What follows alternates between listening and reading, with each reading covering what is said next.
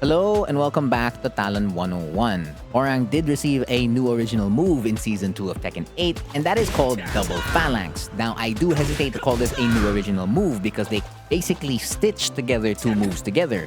First is Right Kick, RFS 4, and gave it an extension into CD3. That's right, the second kick that you see here from Phalanx is indeed CD3. And it has the exact same frame properties as well, as it goes +4 on block to Left Flamingo Stance, and that more or less follows CD3. The only difference is that it is a bit slower, as this comes out at 23 frames, while Phalanx by itself is roughly 18 to 19 frames. The biggest thing here is that it gives Hwoarang a brand new mid-mid option, or even just a safe mid option in Right Flamingo Stance to remain safe, or to continue pressure and catch an opponent's backdash, and of course just switch it into Right Flamingo Stance, or use LFS down 4 to continue chasing them. That is pretty big, but are there holes to this +4 and the regular +9 by itself? Well, there definitely is one, because RFS 4 no longer knocks the opponent down on hit. So we're gonna analyze these moves one by one, and we're gonna start with where it all changed. RFS 4. In the last Talon 101, this basically was a less risky option because they made it -13 instead of -14, and you could space out your RFS 4 to make an opponent's punish whiff, and you could whiff punish them for it. Now that no longer exists, as the move is now a flat -9. That's okay. That is a buff in that regard, as it is no longer punishable and gives Hwoarang a quick 14-frame mid in Right Flamingo Stance. However, this no longer sends the opponent to the other side of the screen for instant running Okizeme, nor does it extend a combo right after a tornado or an air hit. That's pretty much all it does. It sends them floating in the air. And this +3 on hit into right foot forward, as expected, is something you won't be able to maximize if you haven't developed the skills to use it. And even if you have, all the opponent really has to do as soon as they get hit by RFS 4 is to backdash. And Hwoarang's backdash isn't exactly one of the greatest, nor is his sidestep. And you have moves pretty much whiffing left and right as soon as an opponent backdashes there. So throwing out RFS 4 by itself, while pretty safe, will leave you in an iffy situation where you would need to use long-reaching moves such as RFS DF3, FF4, or even down back 3 or down 4 if it reaches an opponent, that character's backdash. If it doesn't, then you're gonna have to move into running moves like running 3 or running 4, or even, since you're in right foot forward, cancel double claymore so that you get closer to your opponent. But then, of course, they could just backdash into a jab or backdash into a power crush, so there's gonna be plenty of mind games here that are favored for the defender rather than the attacker. While that does sound pretty bad, it does get a little bit worse. Now, it is, yes, a safe 14-frame mid that Hwoarang can throw out, but if an opponent does decide to power crush or decide to rage art in most of these situations on block, Hwoarang will not be able to keep himself safe there. So that's +4 in Right Flamingo Stance, this is +3 in Right Flamingo Stance, and the only time it would work is that if you have really high frames, and at that point you may want to consider using a different mid or a different reward if they're not doing a power crush or a rage art. But if they are doing a power crush or a rage art, you're kind of locked into throwing RFS 4 or RFS 4-3. So pushbacks are limiting the options on hit. You cannot throw this out on block if this is the opponent's first defensive option. Now, it is very, very handy though in the RFS F4 mix-up. Again, the RFS F4 mix-up is all about looping RFS F4 and forcing an opponent to do a high crush.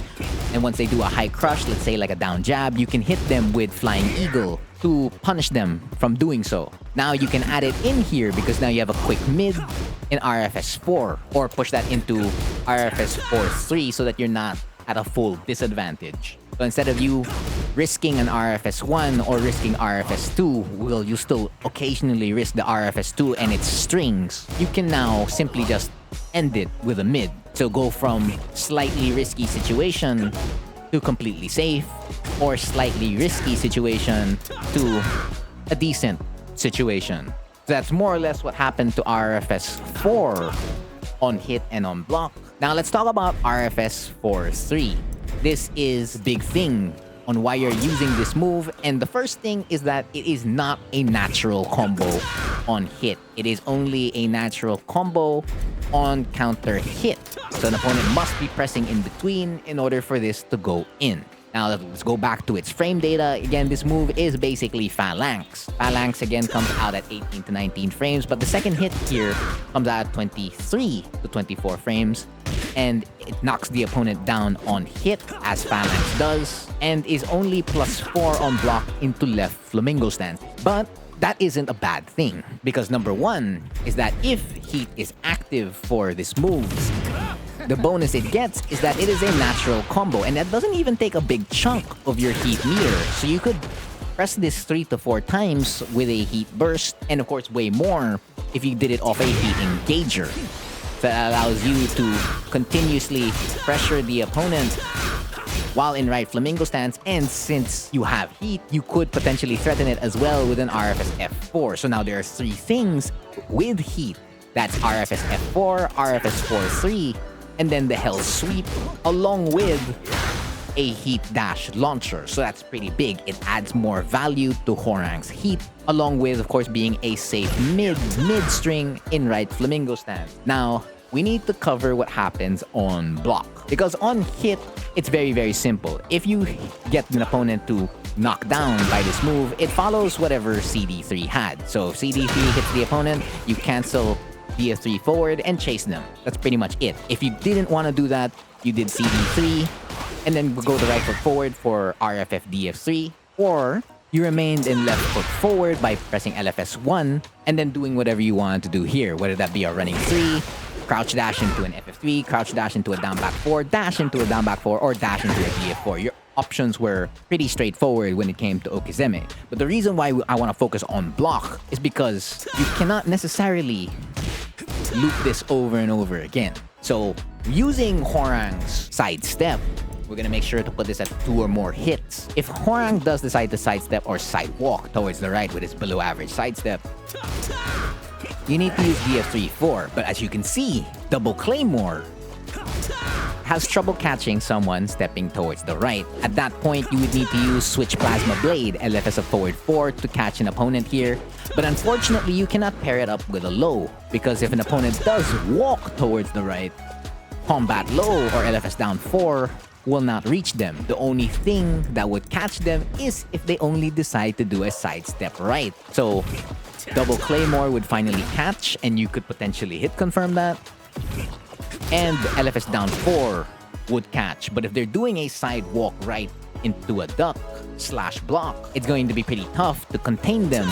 So it has the same situation as Phalanx, even if it is close in front of the opponent. LFS 1, even versus a sidestep right, isn't exactly saving you here. So that is an extremely strong defensive option for the opponent. Now, if they do decide to move towards the other side, which is sidewalk left, your best bet is to go for LFS back 4-3. And of course, you're pairing it with LFS down 4. And that mirrors the same exact situation when you do it off Phalanx by itself. LFS down 4 would go in, and of course, so would LFS back 4-3. But sidestep right is where it hurts the most for these 2 moves. But of course, not all bad for RFS 4-3. This move is extremely powerful when you use it at the wall. So most especially if heat is active and you get someone to hit by it, right? You're cashing out pretty good damage. Also, this move, RFS 4-3, is a tornado, so you can involve it in open combo routes or even at the wall. Based on my labbing so far, it doesn't do more damage than the standard wall combos, but it does look very, very pretty. So if you do want to use it as extra wall combo, feel free to use it as extra wall combo along with the potential Okizeme that it has. But yeah, that's basically Double Phalanx. Pretty neat move that Hwoarang has now in Season 2 of Tekken 8, but it isn't as powerful as may seem to be. It's a pretty fair move and something that Hwoarang not exactly sure if he needed, but it is a welcome addition to have a safe 14 frame mid and a slightly neutral situation that's a bit in his favor. I say a bit, but if again, the opponent is sidewalking or side stepping towards the right, it will get a bit difficult. But yeah, again, that's everything I know about Double Phalanx, has been the lesson for this video. Again, I've been Frontier, and thank you for watching.